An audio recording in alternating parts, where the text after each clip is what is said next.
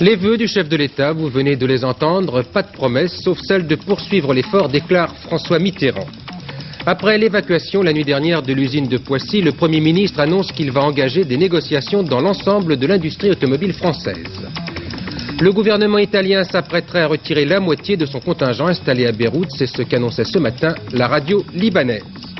Un coup d'état militaire au Nigeria, l'ancien président Shagari a été arrêté ainsi que la plupart de ses ministres. Mesdames, Messieurs, bonsoir. Une actualité sociale chargée en France et toujours des remous à l'étranger. La Saint-Sylvestre 1983 aura donc été à l'image de l'année qui se termine tout à l'heure.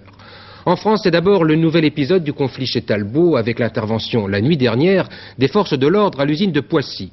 Une intervention condamnée par les principaux syndicats. Le gouvernement avait auparavant affirmé dans un communiqué la nécessité de la reprise du travail chez Talbot. Et puis ce soir, c'est Pierre Mauroy qui annonce que les pouvoirs publics vont maintenant engager des négociations dans l'ensemble de l'industrie automobile française. Les explications de Martine Gilson. 2h15, les forces de l'ordre pénètrent dans l'usine. Il n'y aura pas d'incident, juste des réactions désemparées. C'est pas possible ça. L'évacuation avait été décidée 1 heure plus tôt à Matignon à l'issue d'un conseil interministériel. Le Premier ministre faisait savoir que le souci de tous était la réouverture de l'usine dès lundi. On va mourir ici. L'opération fut de courte durée. Vers 3h30, les CRS quittent les lieux. À l'intérieur de l'usine, le personnel d'entretien commence à remettre les locaux en état. Les réactions syndicales à Poissy sont très vives. Elles condamnent toute l'intervention et dans la matinée, elles sont relayées par les grands leaders syndicaux. Rien ne justifie la décision du gouvernement de faire intervenir ces forces de police contre l'ensemble des travailleurs de Talbot, parce que c'est ça la vraie question, mais en même temps, je dirais, contre l'ensemble des travailleurs qui luttent dans ce pays. C'est un agissement qui donne en définitive raison à PSA, qui pourtant est bien connu pour ses méthodes antisyndicales et antidémocratiques. Ça donne raison aussi au CNPF. Et je crois que cet acte, on ne peut absolument pas le laisser passer, et c'est pour ça que nous le condamnons avec une très grande fermeté. La décision de faire intervenir les forces de l'ordre est une décision condamnable. Nous la condamnons. Les revendications restent posées, les licenciés restent licenciés. Il est urgent qu'une négociation s'engage. Elle doit s'engager de toute manière. Est-ce que le gouvernement pouvait faire autre chose après la décision de lock-out ? Il pouvait, c'était le sens du courrier que nous lui avons envoyé hier, réunir les partis pour tenter de débloquer cette situation et de faire encore une fois par la négociation ce que finalement a été fait par les forces de police cette nuit, qui ne règle rien au fond. Très vite, la direction annonçait qu'elle renonçait au lock-out prévu pour lundi. Le travail devrait reprendre mardi, mais la CGT et la CFDT ont déjà appelé à des rassemblements mardi devant l'usine. Le gouvernement avait-il un autre choix que la fermeté? Pas vraiment. En concluant le 17 décembre un accord avec Peugeot, le gouvernement obtient certes l'annulation de 1000 licenciements, mais il s'engage à faire redémarrer l'usine le 2 janvier. Ne pas respecter ce contrat, c'était perdre sa crédibilité. Et puis, après le lock-out décidé hier par la direction, la situation était peut-être complètement et définitivement bloquée à Poissy. En respectant son contrat, le Premier ministre a obtenu la levée du lock-out. Il est plus fort maintenant pour négocier avec Peugeot. Reste que le gouvernement a sans doute commis une erreur. Discuter avec la seule direction et non aussi avec l'ensemble des organisations syndicales. C'est sans doute pour cela que Pierre Mauroy, et c'est ce qui est nouveau ce soir, a annoncé aujourd'hui à la CFDT qu'il allait préparer des négociations syndicats, gouvernement, patronat dans l'ensemble de la branche automobile. Oui, alors cette affaire Talbot était évoquée au moins implicitement dans les vœux prononcés il y a quelques minutes par le chef de l'État. M. Mitterrand faisait allusion à l'obstacle que représente le vieillissement d'une partie de l'appareil industriel français. Et l'on peut dire, Albert Duroy, que le ton particulièrement grave de M. Mitterrand était au diapason de la situation actuelle. Oui, le moins que l'on puisse dire est que le chef de l'État n'a pas cédé à la tentation habituelle en cette période de fête de formuler des vœux pieux et de délivrer des formules de satisfaction. Bien au contraire. Sur 5 thèmes économiques abordés, un seul motif de contentement, le commerce extérieur. 2 appels à la poursuite de l'effort, contre l'inflation, ce qui implique la rigueur, et pour rénover l'appareil industriel, ce qui implique des sacrifices dans le domaine de l'emploi. Et deux promesses aussi, la solidarité sociale et la baisse des impôts et des charges, mais pour 1985 seulement. Et sur 4 thèmes de politique étrangère, la confirmation de 2 engagements périlleux, au Liban et au Tchad, et de 2 volontés inébranlables, l'équilibre Est-Ouest et le redressement de l'Europe. Bref, à une opinion publique qui grogne à gauche et qui vitupère à droite, le chef de l'État dit « je continuerai ». Il souhaite que grâce à cette manifestation de fermeté, sa conviction que le succès est au bout de l'effort soit contagieuse. Son appel à l'union des Français sur l'essentiel apparaît non comme un vœu, mais comme une nécessité absolue et, vu la difficulté de la tâche, comme un défi. La France vieillit, c'est ce qui ressort des premiers résultats du recensement de mars 82 qui viennent d'être publiés par l'INSEE. Un vieillissement qui se traduit de 2 façons. D'abord, il y a moins de jeunes en raison de la baisse du taux de natalité en France. Et puis, second élément, il y a de plus en plus de personnes âgées de 65 ans ou moins. C'est donc à la lumière de ce sondage qu'il faut sans doute voir la visite surprise effectuée cet après-midi par le chef de l'État dans une maternité et une maison de retraite de la région parisienne, une façon d'insister sur ce phénomène à l'aube de la nouvelle année. Finir et commencer sa vie dans de bonnes conditions, c'était un peu le sens de cette visite du président à la maison de retraite de Bry-sur-Marne, où M. Mitterrand a présenté ses vœux aux pensionnaires. Et à la maternité de pointe de l'hôpital Antoine Becler de Clamart, là où est né le premier bébé français in vitro, Amandine, et là où l'accueil et les soins sont un exemple de réussite. 2, ça suffit. Oui, on verra bien. Oui, on verra après par la suite. Aller jusqu'à 3. 3. Plus les familles sauront qu'elles sont bien reçues, bien soignées, que c'est pour elles un événement dont elles tireront le meilleur, plus il y aura d'enfants. Bien entendu, cela relève de la décision des parents. Mais il n'en reste pas moins qu'il faut à la France, par famille, 2, 3 enfants. La possibilité d'un retrait extrêmement rapide d'une partie du contingent italien semble maintenant acquise au Liban. C'est ce qu'a annoncé ce matin la radio officielle libanaise. D'après cette radio, c'est le ministre italien de la Défense, M. Spadolini, qui aurait informé le président Gemayel de cette décision. Les 2 hommes se sont vus longuement hier pour évoquer, semble-t-il, ce problème. Rome n'a pas démenti l'information sans toutefois la confirmer. Et il semble ce soir que ce soit près de la moitié du contingent italien qui s'apprêtait ainsi à quitter le Liban. Michel Stroulovici.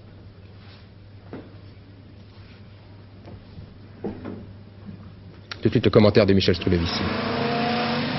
Ces soldats dans les rues de Beyrouth, le contingent italien de la force multinationale. Un contingent réduit donc de moitié sur décision de Rome. 2150 soldats, tous appelés volontaires aujourd'hui, 1 millier seulement demain. Pourtant, c'est le contingent italien qui subit le moins de pertes. 1 mort et 34 blessés en 15 mois de présence. Peu de pertes alors que ces soldats patrouillent sans protection particulière, comme ici dans les camps palestiniens de Sabra et Shatila et Borj el-Brajni. Des endroits qui risquent de devenir particulièrement chauds, en jeu des miliciens chiites et de l'armée libanaise, si les Italiens se retirent d'ici. Beaucoup de personnes, beaucoup de familles de Palestiniens ont dit que si nous retournons en Italie,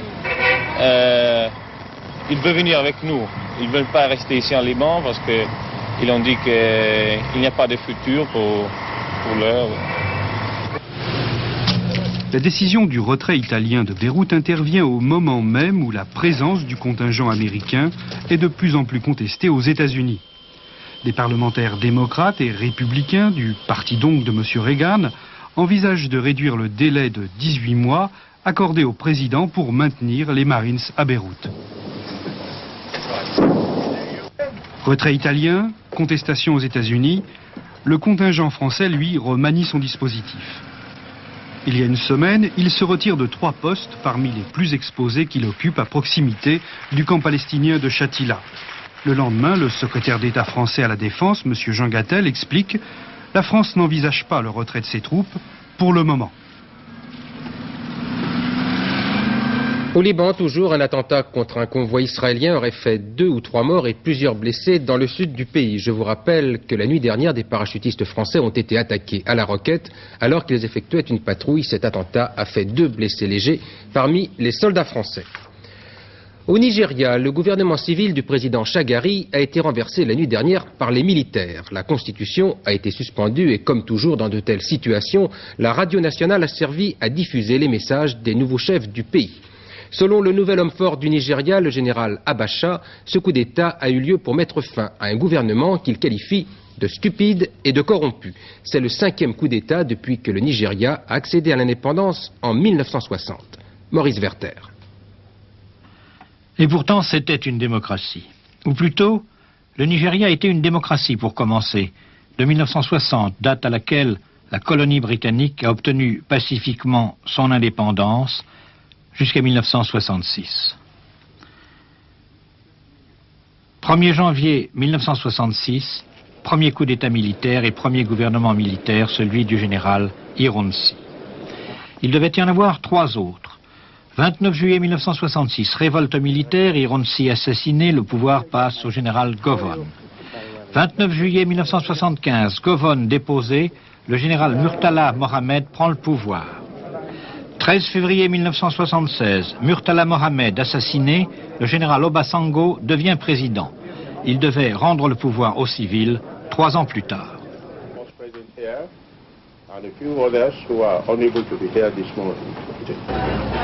En 1979, donc, élection, et un homme politique, un civil, devient président. Homme intègre, M. Shagari s'efforce de lutter contre la corruption. Il avait été réélu cette année même. Le Nigeria est le géant de l'Afrique, plus de 900 000 km², près de 100 millions d'habitants qui appartiennent à une très grande variété d'ethnies différentes, environ 250 au total. C'est un pays où l'on parle 200 langues.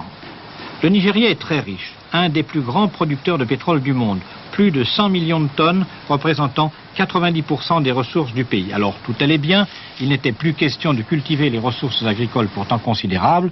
Seulement, la récession, la mévente du pétrole ont eu pour le Nigeria des conséquences catastrophiques. Au point qu'au début de cette année, le gouvernement de Lagos avait tenté une mesure sans précédent, l'expulsion brutale de 2,5 millions de travailleurs étrangers venus des pays africains voisins. Puis, tout récemment, le président Shagari avait annoncé des mesures d'austérité rigoureuses qui sont probablement à l'origine de sa chute.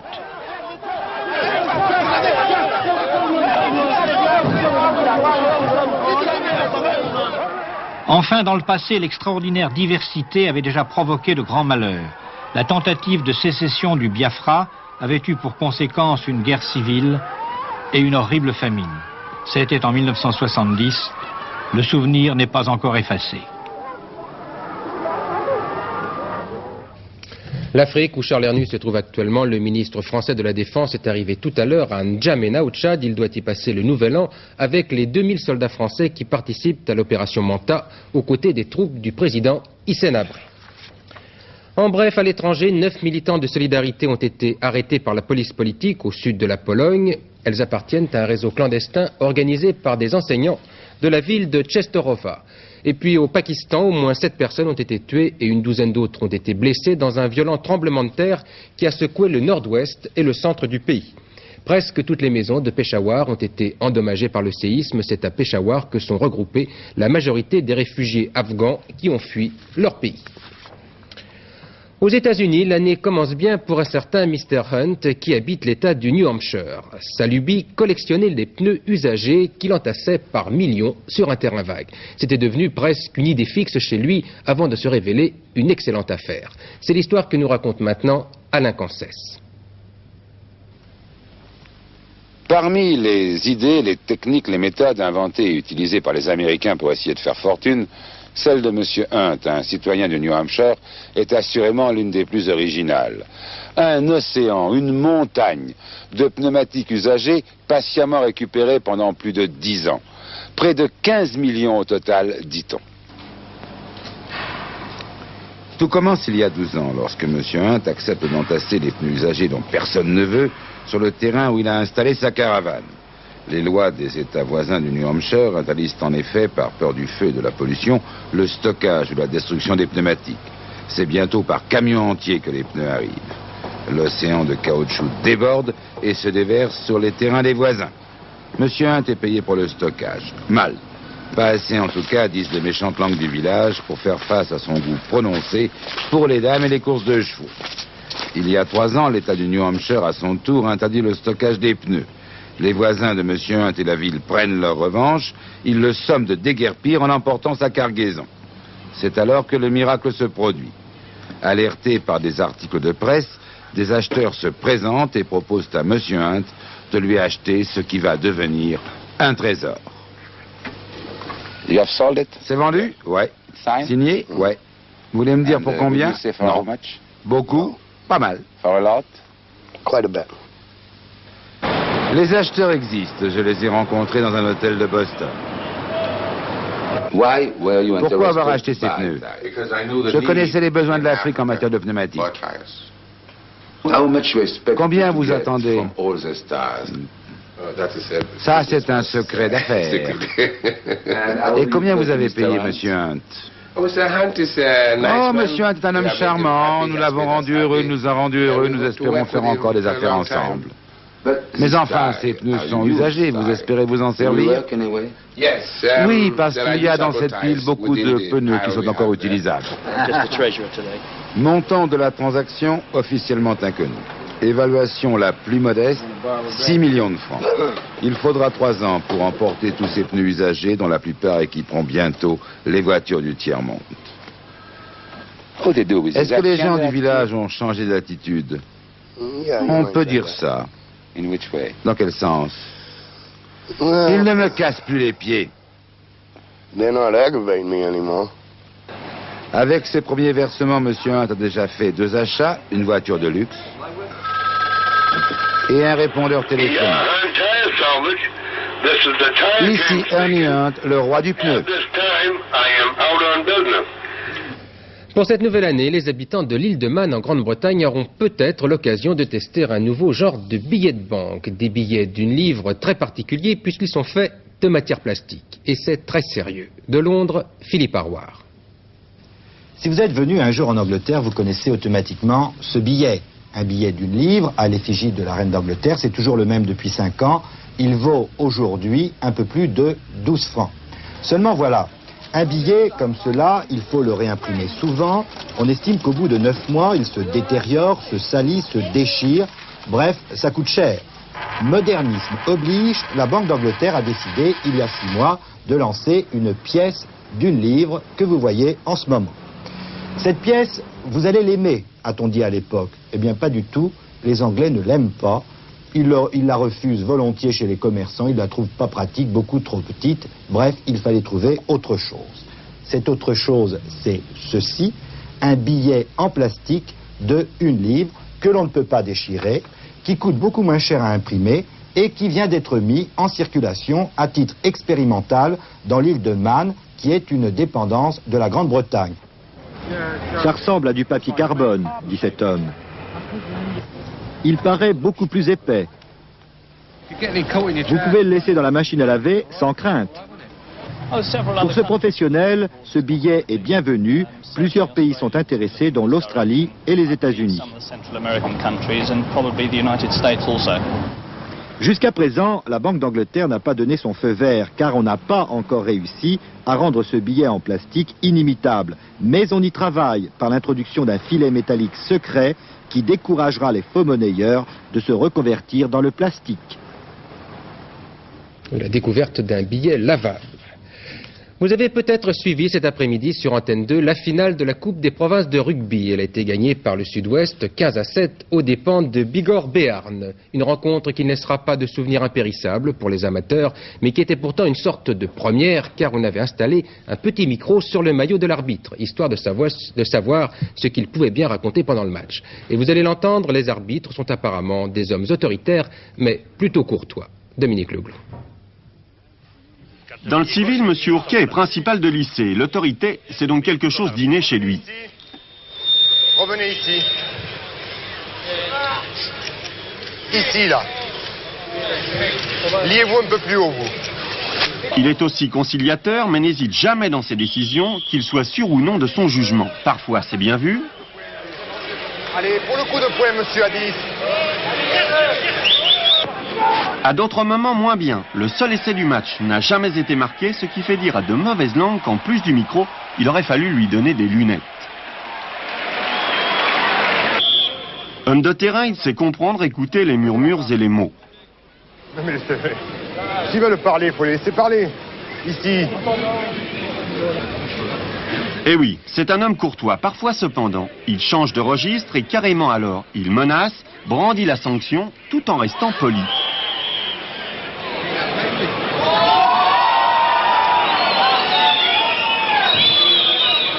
Si jamais vous parlez encore, je ne siffle pas, monsieur. Non mais je parle à monsieur et il faut m'imiter. Et quand en plus les joueurs continuent de protester, ils passent alors à l'intimidation. Et je vous en prie, vous, hein. Il lâche le ballon, oui. Je vous fais en passer le sourire.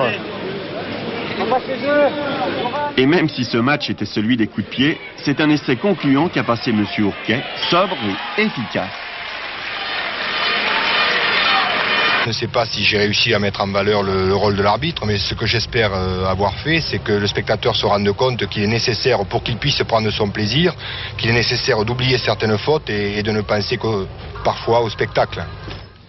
Oui, l'on vient de m'apporter une dépêche qui annonce qu'une forte explosion s'est produite il y a quelques minutes à Marseille, dans la gare Saint-Charles.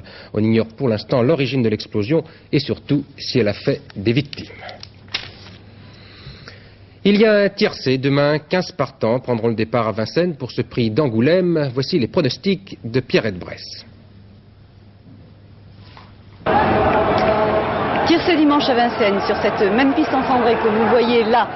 Il se jouera dans le prix d'Angoulême, une course au trot attelé longue de 2250 mètres. Cette épreuve est réservée aux chevaux nés en 1979. Ils ont donc 4 ans, ce sont des N. Les favoris incontestables de cette épreuve sont Narima et Nice Gold, que je place en tête de la sélection que je vous propose maintenant. Suivi de Nervarino, Niledo, Némile, Nérida, Néra Grandchamp, Noam Desforges. 13, 9, 14, 6, 15, 3, 5 et 4. Voilà, avant de refermer ce journal, la météo de l'année prochaine avec Philippe Dumez. Oui, eh bien, si vous regardez la journée d'aujourd'hui et celle de demain, vous n'aurez vraiment pas l'impression d'avoir changé d'année parce que demain, il fera encore relativement beau.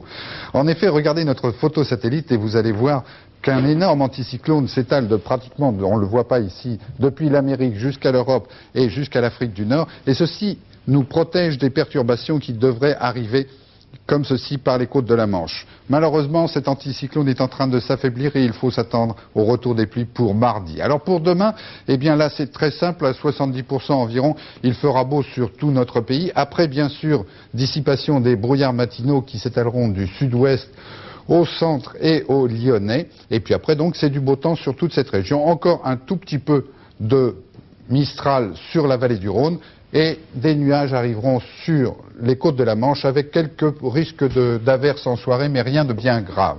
Côté température, elles s'étaleront dans la moitié nord de 6 à 12 degrés et de 10 à 16 degrés dans la moitié sud pour une journée où le soleil se lèvera à 8h43 pour se coucher à 17h04. Et sur le plan météorologique, l'année 83 n'a pas été trop mauvaise, alors souhaitons que celle de 84 soit au moins aussi bonne. Voilà, il est temps de refermer cette édition, la dernière de l'année 83. Il ne me reste plus qu'à vous souhaiter une bonne année, une année 84 la plus douce possible, de la part de tous ceux qui confectionnent chaque soir ce journal, un journal que vous avez été toujours plus nombreux à suivre cette année. Je vous présente mes meilleurs vœux. Bonsoir.